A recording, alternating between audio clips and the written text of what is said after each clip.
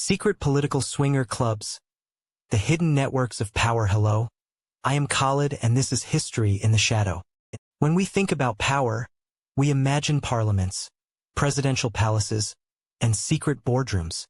But what if I told you that some of the most important decisions in history were not made under the bright lights of politics, but behind the closed doors of swinger clubs?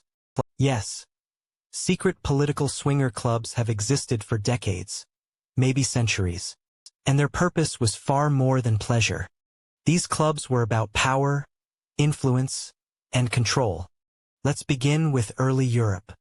During the 18th century, in Paris and London, secret salons existed where politicians, nobles, and elites gathered. Masked balls disguised the true nature of these events. Beneath the dancing and music, sexual exchange was a tool. Information was traded, alliances forged, and leverage created. The rule was simple. If you shared your secrets, you gained access to others. By the early 1900s, secret societies like the Bohemian Club in California gathered the world's most powerful men. While the public saw it as a gentleman's retreat, rumors suggest that orgiastic rituals and sexual exchanges were common. Politicians who attended could never speak out, because everyone had something to lose. After World War II, America faced a different kind of political club. During the 1950s, swinging was seen as immoral. Yet, secret networks existed in Washington, D.C. Rumors circulated that senators, military officials, and even White House staff were invited to private mansions where everything was shared, including spouses. Many believe these clubs were used to gather compromising material, ensuring loyalty and control. Hook continues. Picture this. A senator enters a grand Georgetown townhouse. Inside, masked couples, luxurious rooms, and music playing.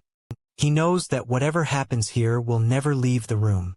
But he also knows that someone is watching, and his future career might depend on this very night.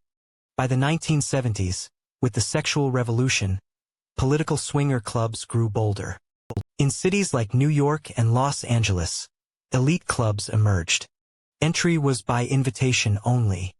Businessmen, actors, and politicians all met under chandeliers and red lights.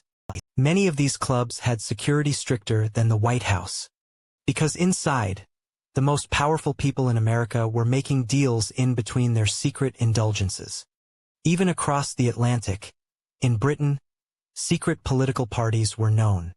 The Profumo affair in the 1960s hinted at how sex and politics collided. But behind the scandals the public saw, there were whispers of hidden clubs where politicians met, not just for pleasure, but to form unbreakable bonds of loyalty or blackmail. Midway engagement. Friends, if this secret history is blowing your mind, please take a moment to hit the like button, subscribe to the channel, and drop a comment below. Tell me, did you ever imagine political power and swinger clubs could be so closely linked? Now here's the darkest part. These clubs were not just about sex. They were about control. A politician who joined could never leave.